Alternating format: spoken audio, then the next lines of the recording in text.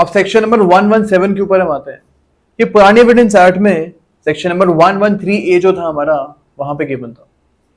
अब यहाँ पे बात करी गई है presumption of abetment of suicide के बारे में। अब फॉर एग्जांपल हमारे पास एक केस है जहां पे एक वुमेन ने सुसाइड कमिट कर ली है। सुसाइड कमिट करने का केस है हमारे सामने। अब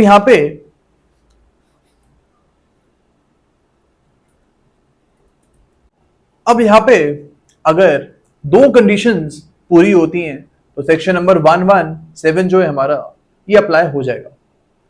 यहां पे अगर हम प्रूफ कर देते हैं कि इस वुमेन की जो डेथ हुई है सुसाइड के थ्रू ये with in 7 years of her marriage हुई है, यानी शादी के 7 साल के अंदर अंदर ये सुसाइड हो चुका है। एंड सेकेंड यहां पे बोला कि अगर हमारे पास एविडेंसेस हैं कि इस वुमेन के अगेंस्ट क्रुएलिटी हुई है, देन वी कैन प्रिज्यूम कि जो हस्बैंड है, जो हस्बैंड की फैमिली है, उन्होंने अबेटमेंट ऑफ सुसाइड यहां पे की है, यानी वुमेन को सुसाइड करने के लिए हस्बैंड और उनकी फैमिली ने उकसाया है।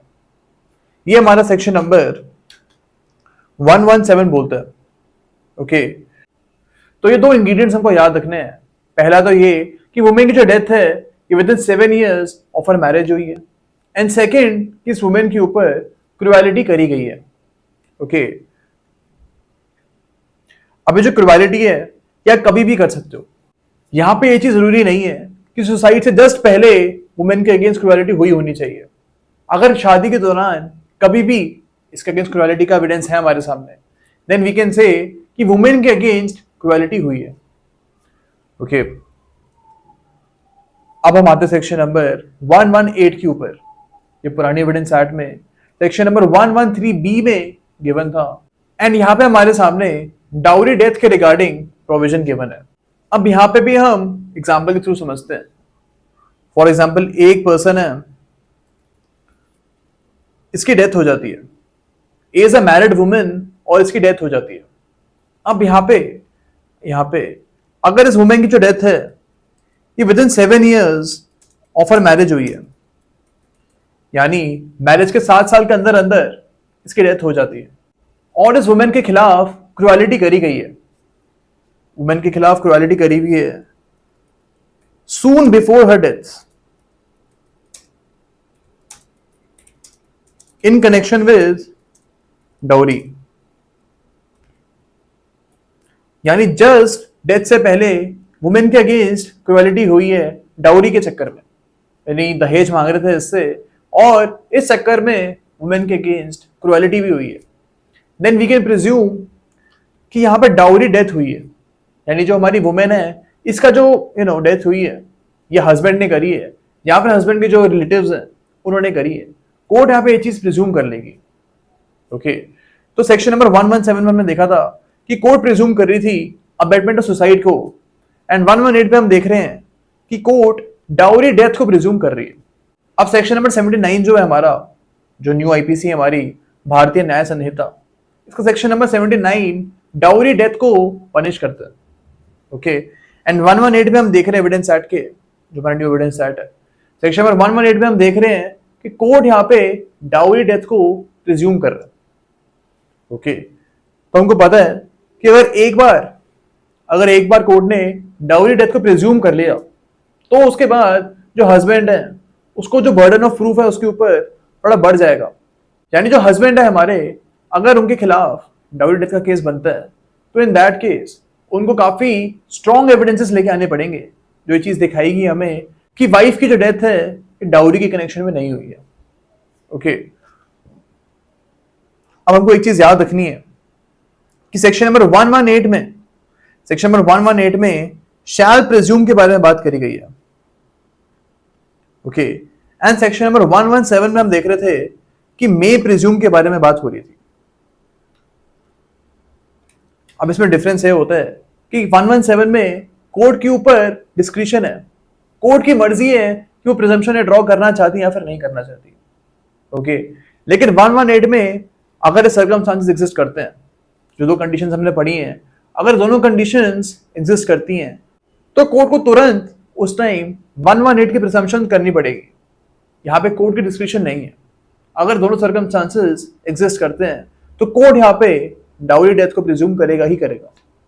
लेकिन 117 में अगर दोनों सर्कमस्टांसेस जो हमने वहां पे पढ़े थे अगर वो एग्जिस्ट करते हैं, उसके बाद भी कोर्ट की डिस्कशन है कि वो अबैटमेंट ऑफ सुसाइड को प्रिज्यूम करना चाहता है या फिर नहीं करना चाहता। ओके, तो ये डिफरेंस है between may presume and shall presume. Okay, अब सेक्शन नंबर 119 के ऊपर हम आते हैं। ये हमारी पुरानी एविडेंस एक्ट में सेक्शन नंबर 114 में गिवन था। ओके, यहां पे कोर्ट की प्रिजम्पशन के बारे में बात करी गई है, यानी कोर्ट खुद से कोई भी प्रिजम्पशन ड्रॉ कर सकती है। फॉर एग्जाम्पल, कोर्ट जो है ये बी को बार बार बोल रहा था कि आप एक डॉक्यूमेंट लेके आओ, आप एक डॉक्यूमेंट को लेके आओ, ये बी को बार बार बोला जा रहा था। अब बी बार बार बोलने के बाद भी ये डॉक्यूमेंट लेके नहीं आ रहा है, तो यहां पे कोर्ट जो है इस सेक्शन के अंडर, सेक्शन नंबर 119 के अंडर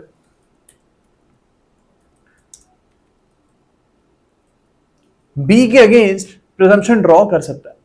यानी कोर्ट यहाँ पे प्रिज्यूम कर सकता है कि बी ये डॉक्यूमेंट इसलिए लेके नहीं आ रहा बिकॉज इस डॉक्यूमेंट में बी के अगेंस्ट कोई बात थी, तो यहाँ पे बी के अगेंस्ट कोर्ट प्रिजम्पशन ड्रॉ कर सकता है। ओके, तो we can say that section number 119 में कोर्ट किसी भी इवेंट के बारे में प्रिजम्पशन ड्रॉ कर सकता है। और हम बहुत बार इसमें डिस्कस कर चुके हैं कि अगर एक बार कोर्ट किसी चीज की प्रिजम्पशन ड्रॉ कर लेगा तो उसके बाद अगर आपको उस प्रिजम्पशन को रिबट करना है तो थोड़े से आपको स्ट्रॉन्ग एविडेंसेस लेके आने पड़ेंगे। ओके, अब इसका हम एक बार इलस्ट्रेशन देख लेते हैं, बी देख लेते हैं हम इसका। An accomplice, sorry, the court may presume that an accomplice is unworthy of credit unless he is corroborated in material particulars। यानी कोर्ट हमें प्रिज्यूम कर सकता है, खुद से ही वो प्रिज्यूम कर सकता है कि एक accomplice जो है, यानी केस में को एक्यूज जो है वो अनवर्दी ऑफ क्रेडिट है। फॉर एग्जाम्पल, ए और बी का केस चल रहा था। ओके, ये एलिगेशन थे ए और बी के ऊपर कि इन्होंने इकट्ठे मिलके सी का मर्डर कर दिया। तो यहां पे अगर ए आगे जाके बी के ही अगेंस्ट एविडेंस देना चाहता है, यानी बी के अगेंस्ट जो उसका को एक्यूज्ड है उसके अगेंस्ट ही ए एविडेंस देना चाहता है, तो we can say that court यहां पे प्रिज्यूम कर सकता है that A is unworthy of credit, यानी ए यहां पे सच नहीं बोल रहा, ये कोर्ट प्रिज्यूम कर सकता है।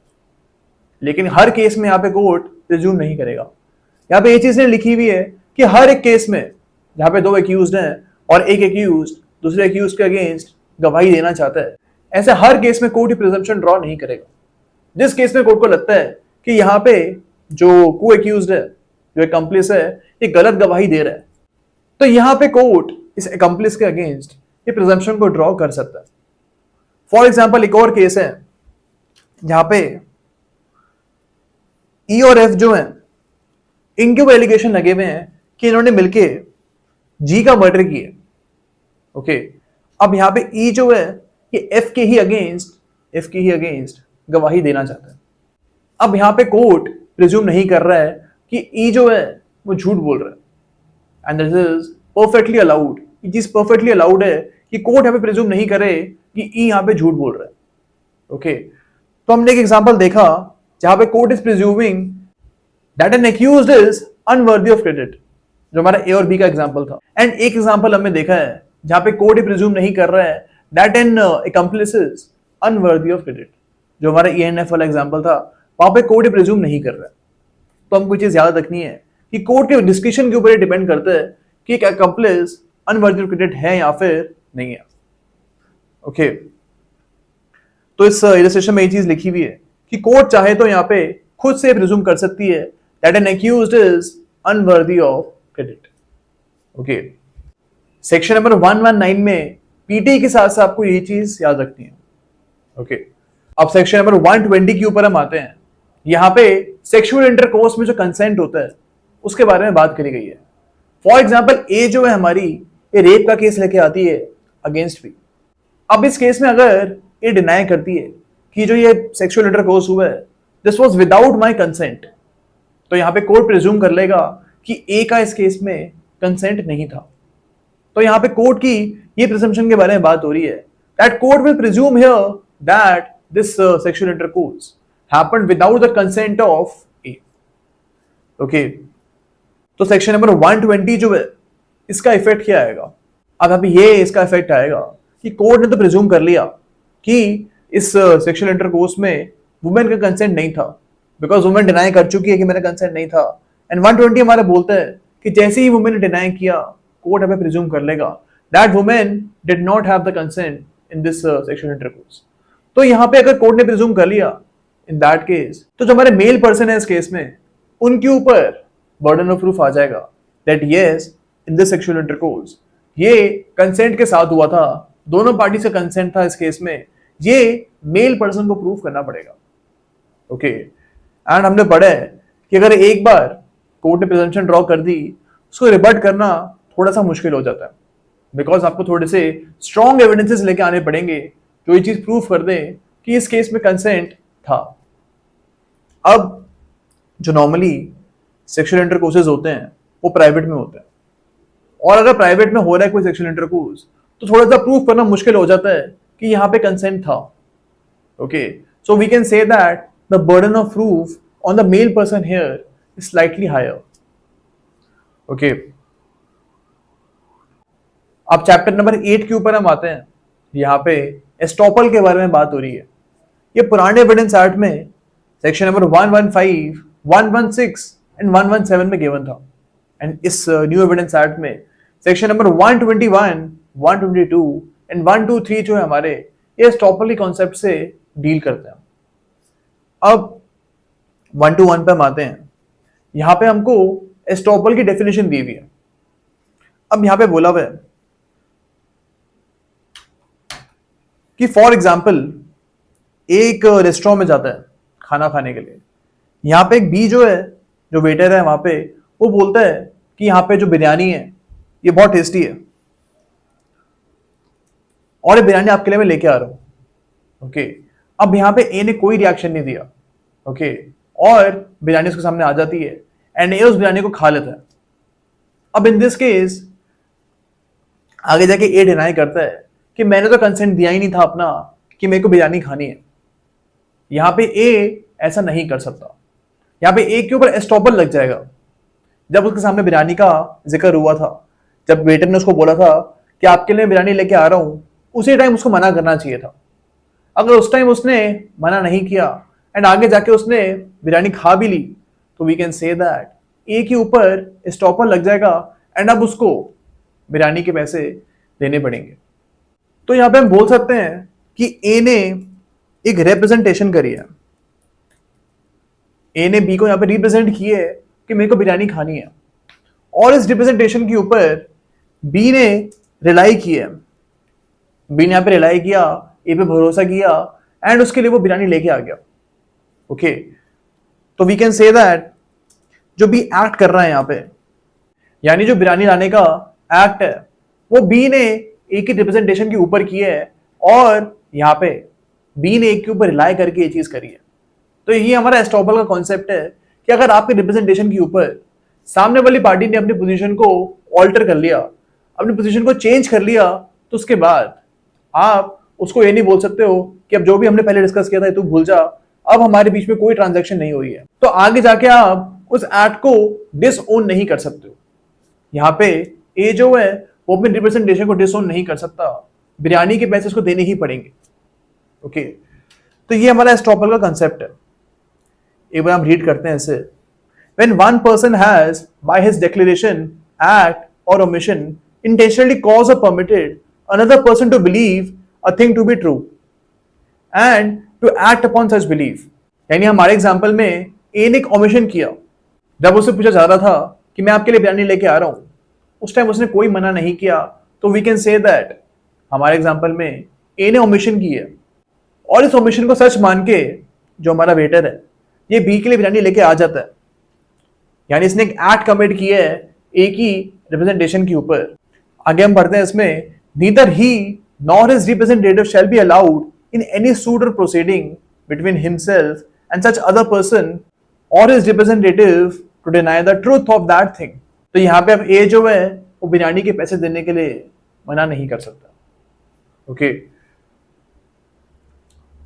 अब ये सारी बातें कब होंगी?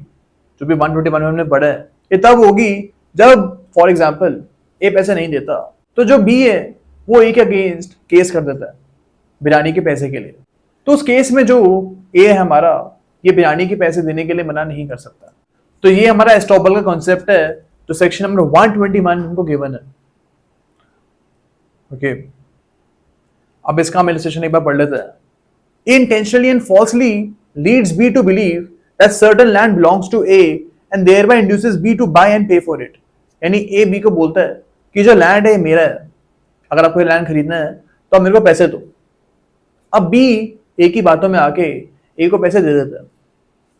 ओके, अब होता ये है कि ए जो है उस लैंड को ओन करता ही नहीं था।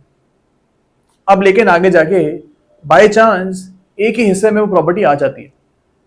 सपोज वो जो प्रॉपर्टी थी वो ए के फादर की थी, और जब फादर की डेथ हो गई तो प्रॉपर्टी ए के पास आ गई है।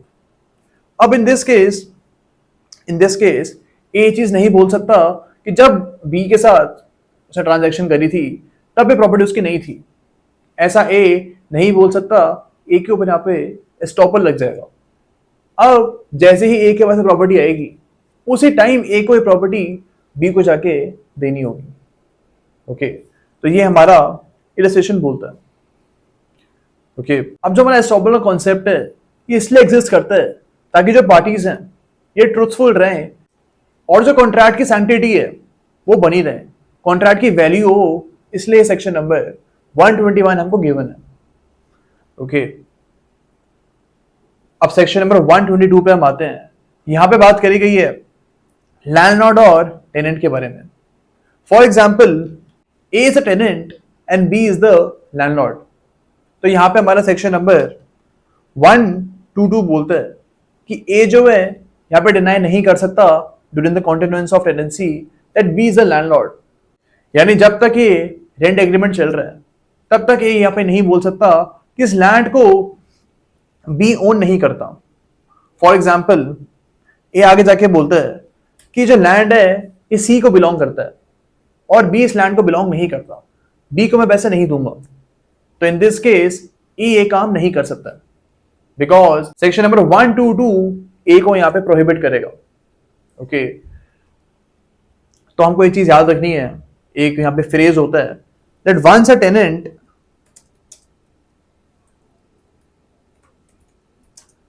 Always a tenant. यानी एक बार आपने प्रॉपर्टी की पोजीशन एज अ टेनेंट ली है तो बाद में जाके आप अपने करेक्टर को डिनाई नहीं कर सकते हो। तो रेंट एग्रीमेंट में आपने एडमिट किए कि ये जो प्रॉपर्टी है ये बी की है। ऑब्वियसली ए और बी दोनों ने रेंट एग्रीमेंट पे साइन किए हैं, तो ए वहां पे एडमिट कर रहा है कि जो प्रॉपर्टी है बी की है। तो बाद में जाके ए के ऊपर एस्टॉपल लग जाएगा और वो डिनाई नहीं कर सकता that B is a landlord. Okay, तो ये हमारा सेक्शन नंबर 122 बोलता है। अब सेक्शन नंबर 123 पे हम आते हैं। इसको भी हम एग्जाम्पल के थ्रू समझते हैं। यहाँ पे बेलर और बेली के जो रिलेशनशिप है उसके बारे में बात हो रही है। फॉर एग्जाम्पल एक पर्सन है, इसने बी से बुक उधार पे ली है। ओके, अब बाद में जब बुक लौटाने की बारी आती है तब ये बोलता है कि जो बुक है ये बी की है ही नहीं, ये बुक तो सी की है एंड ये बुक मैं सी को ही दूंगा। अब यहां पे ए चीज नहीं बोल सकता बिकॉज सेक्शन नंबर 123 जो है हमारा ये ए को प्रोहिबिट करेगा। ए के ऊपर पे एस्टॉपल लग जाएगा बिकॉज जब ए ये जो बुक है बी से रिसीव कर रहा था उस टाइम वो चीज मान रहा था कि ये जो बुक है बी की ही है। तो ए के ऊपर पे एस्टॉपल लग जाएगा एंड बाद में जाके ए चीज नहीं बोल सकता कि ये बुक बी की नहीं सी की है। बुक ए को बी को ही लौटानी पड़ेगी। ओके, तो ये एस्टॉपल के बारे में हमें 3 सेक्शन पढ़े हैं। Section number 121, 122 and 123।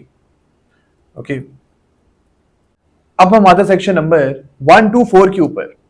हमको ये चीज याद रखनी है कि सेक्शन नंबर 124 से लेके 132 तक वो सारे सेक्शंस गिवन है जो पुरानी एविडेंस एक्ट में सेक्शन नंबर 118 से लेके 126 में गिवन थे।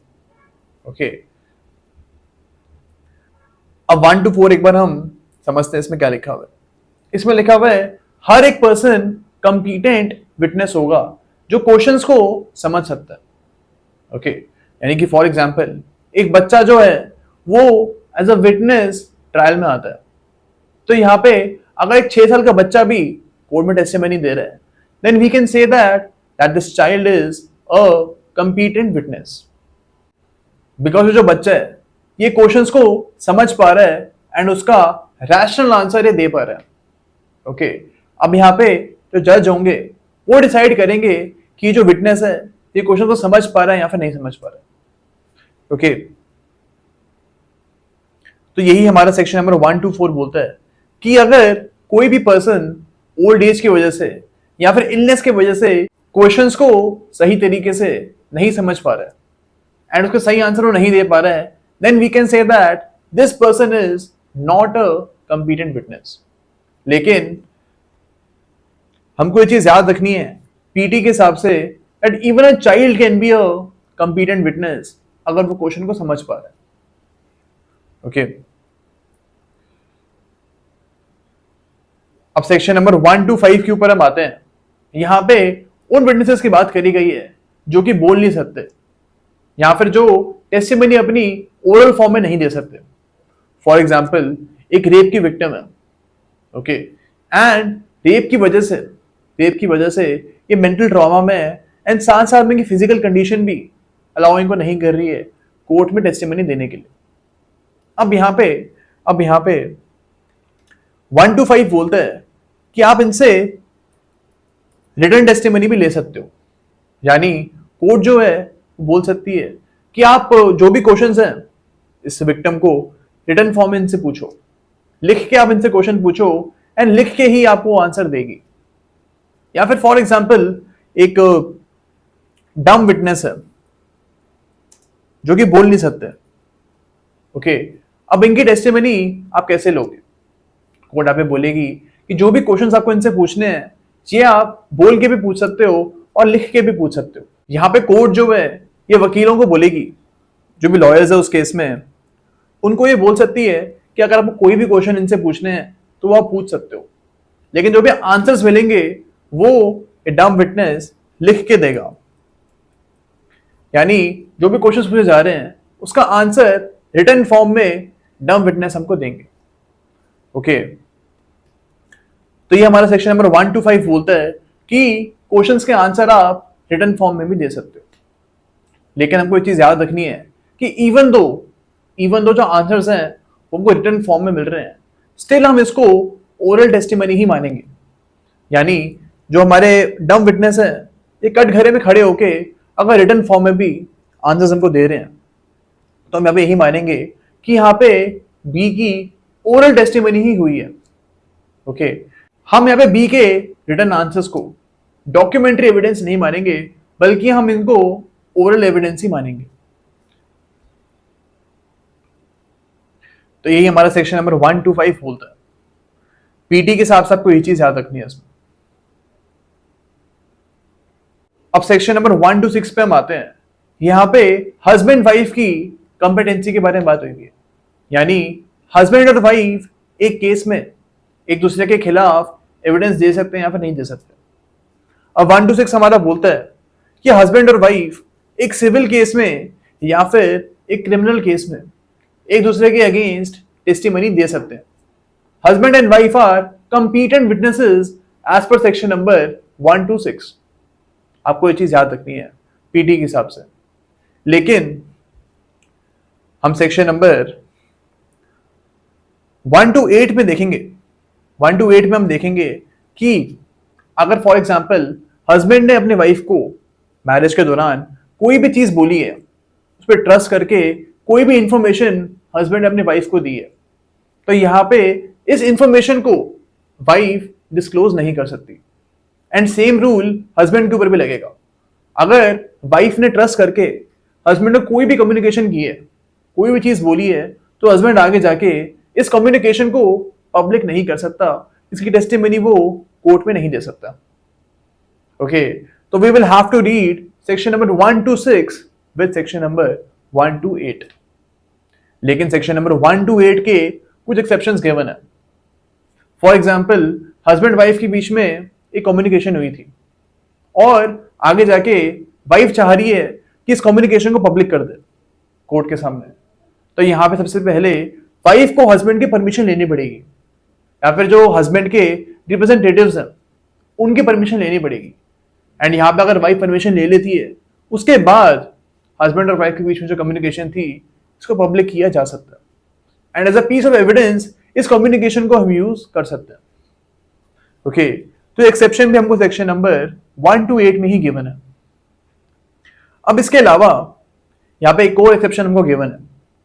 अगर हस्बैंड और वाइफ के बीच में आपस में कोई केस चल रहा है, सपोज वाइफ जो है ये क्रुएलिटी का केस हस्बैंड के अगेंस्ट लेके आती है, तो यहाँ पे भी वाइफ हस्बैंड और वाइफ के बीच में जो प्राइवेट कम्युनिकेशन हुई थी इसको यूज कर सकती है एंड कोर्ट में इस कम्युनिकेशन को वो डिस्क्लोज कर सकती है। तो यहाँ हमारे पास दो एक्सेप्शन है, या तो परमिशन लेके आओ हस्बैंड या वाइफ की, या फिर अगर केस ही हस्बैंड वर्सेस वाइफ हो रहा है तो यहाँ पे आप प्राइवेट कम्युनिकेशन को यूज कर सकते हो। ओके, अब हमको सेक्शन नंबर 1 to 8 में एक और चीज याद रखनी है कि फॉर एग्जाम्पल जब हस्बैंड और वाइफ के बीच में मैरिज कंटिन्यू हो रही थी, उस दौरान हस्बैंड ने वाइफ को कुछ चीज बोली है। अब फॉर एग्जाम्पल इनका डाइवोर्स हो जाता है, तो डाइवोर्स के बाद भी जो ये वाइफ है ये ए और बी के बीच में, जो हस्बैंड और वाइफ है इनके बीच में जो भी कम्युनिकेशन हुई थी उसको डिस्क्लोज नहीं कर सकती है। यानी डाइवोर्स के बाद भी ये रिस्ट्रिक्शन उसके ऊपर रहेगी। ओके, अब 1 to 8 इसलिए बनाया गया है ताकि हस्बैंड और वाइफ के बीच में एक सैंक्टिटी बनी रहे, उनके जो बीच में रिलेशनशिप है उसमें ट्रस्ट बना रहे, इसलिए ये 1 to 8 हमारा बनाया गया। अगर हमारा 1 to 8 नहीं होता तो आप इमेजिन करो कोई भी हस्बैंड और वाइफ आपस में खुल के बात कर ही नहीं सकती थी। तो just to maintain the trust between the husband and wife ये सेक्शन हमारा बनाया गया। ओके, अब सेक्शन नंबर 1 to 7 पे हम आते हैं। यहाँ पे जज और मैजिस्ट्रेट के बारे में बात हुई है। फॉर एग्जाम्पल एक केस चल रहा है जहां पे एक कोर्ट ए है। फॉर एग्जाम्पल कोर्ट ए में एक पर्सन ने फॉल्स एविडेंस दी है। सपोज सी ने एक केस में फॉल्स एविडेंस दी है कोर्ट ए के अंदर, तो यहां पे जब तक कोर्ट ए जो है ये फॉर्मल कंप्लेंट लॉन्च नहीं करता था अगेंस्ट सी, तब तक सी के अगेंस्ट केस नहीं चल सकता। और ये फॉर्मल कंप्लेंट लॉन्च करने के लिए कोई भी पर्सन इन जज या मैजिस्ट्रेट को नहीं बोलेगा। और ये फॉर्मल कंप्लेंट लॉन्च करने के लिए जो कोर्ट ए है इसको सिर्फ सुपीरियर ही बोल सकता है। यानी कोर्ट ए की जो सुपीरियर कोर्ट है, फॉर एग्जांपल हाई कोर्ट है, हाई कोर्ट ही कोर्ट ए को यहाँ पे बोल सकता है कि आप एक फॉर्मल कंप्लेंट लॉन्च करो। और कोई भी पर्सन और कोई भी कोर्ट जो है वो कोर्ट ए को यहाँ पे फोर्स नहीं कर सकता कि आप इस कंप्लेंट को लॉन्च करो। ओके, तो यहाँ पे 1 to 7 बोलता है कि कोई भी कोर्ट अपने कंडक्ट के लिए किसी दूसरे पर्सन को रिस्पॉन्सिबल नहीं होगा, लेकिन जो यहाँ पे सुपीरियर कोर्ट है वो कोर्ट ए से जवाबदेही मांग सकता है। ओके, तो ये हमको सेक्शन नंबर 1 to 7 बोलता है। अब 1 to 8 हम ऑलरेडी डिस्कस कर चुके हैं। We will come to section number 1 to 9। यहां पे अफेयर्स ऑफ स्टेट के बारे में बात करी गई है। यानी फॉर एग्जांपल एक डिपार्टमेंट है, सपोज मिनिस्ट्री ऑफ रेलवेज। अब मिनिस्ट्री ऑफ रेलवेज के परमिशन के बगैर कोई भी एम्प्लॉय इस मिनिस्ट्री की जो इंफॉर्मेशन है, जो कम्युनिकेशन इंटरनल, उसको पब्लिक नहीं कर सकता। जब तक मिनिस्ट्री ऑफ रेलवेज इस इंफॉर्मेशन को पब्लिक नहीं करती तब तक कोई भी एम्प्लॉय इस इंफॉर्मेशन को पब्लिक नहीं कर सकता। तो जो अफेयर्स ऑफ स्टेट है, जो ऑफिशियल कम्युनिकेशन ऑफ स्टेट है, इसको आप स्टेट के परमिशन के बगैर पब्लिक नहीं कर सकते। ओके, और जो परमिशन लेने का तरीका है वो भी हमको यहीं पे गिवन है कि फॉर एग्जांपल आपको मिनिस्ट्री ऑफ रेलवेज की कोई भी इंफॉर्मेशन पब्लिक करनी है तो इस मिनिस्ट्री के जो हेड ऑफ डिपार्टमेंट है इसकी परमिशन आपको लेनी पड़ेगी। उसके बाद ही आप इस इंफॉर्मेशन को पब्लिक कर सकते हो। ओके